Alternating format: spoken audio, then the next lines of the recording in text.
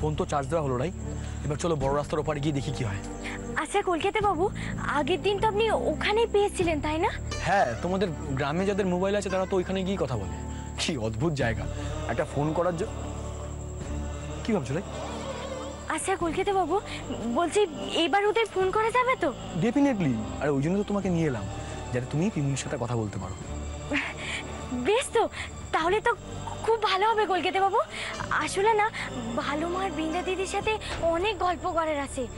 বলছি কলকাতা বাবু, আপনার এই মোবাইল ফোনটায় অনেকক্ষণ ধরে কথা বলা যায় তো? আর রাই, প্রচুর ব্যালেন্স ভরে নিয়েছি আমি, আর চার্জ তো ফুল করেই নিলাম। তুমি তোমার পিমুনির সাথে যত খুশি প্রাণ ভরে কথা বলো। দাঁড়াও, পিমুনিকে ট্রাই করে দেখি। আগে পিমুনিকেই ধরবো।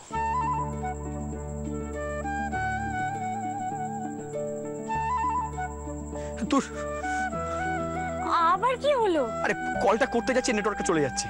দুধ, আপনার এই মোবাইলটাই না পচা। এই করে করে তো রোজই ফোন করা হচ্ছে না। আমার মোবাইল ফোন পচা? এই গ্রামটা পচা? অদ্ভুত অজ গ্রাম, একটা ফোনে নেটওয়ার্ক পাওয়া যায় না। ফোন করার জন্য এই রাস্তা, বড় রাস্তা। আপনি না আপনার মোবাইল ফোনটা একটু জোরে জোরে ঝাঁকিয়ে দেখুন। সকালে ফোনে নেটওয়ার্ক আসে নাকি?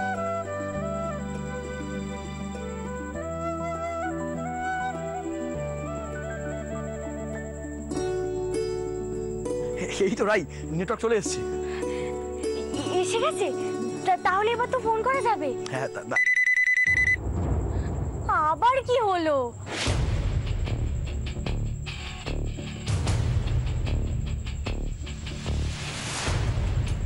অর্ক মেসেজ করেছে। দাঁড়াও রাই,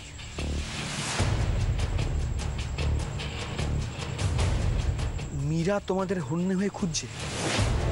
আমার সাথে যোগাযোগ না করে তোমরা কলকাতায় ফিরো না।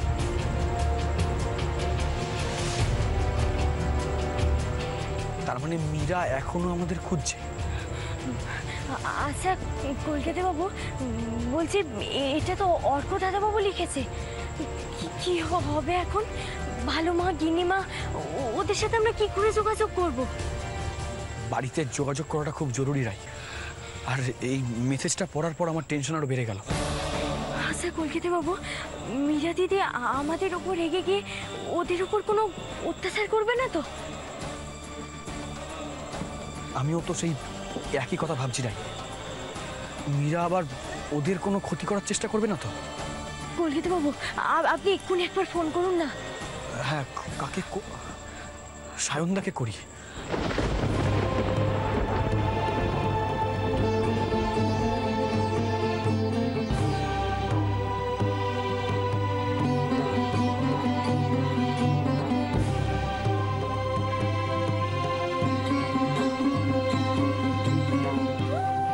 ধরছে না রাই, ফোন বেজে যাচ্ছে।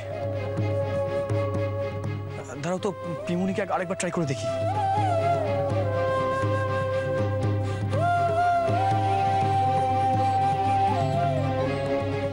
পিমুনির ফোন তো নট রিচেবল বলছে।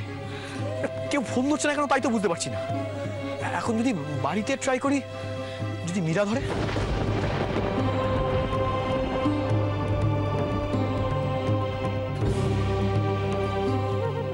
ওরা সবাই ভালো থাকো কলকাতা বাবু।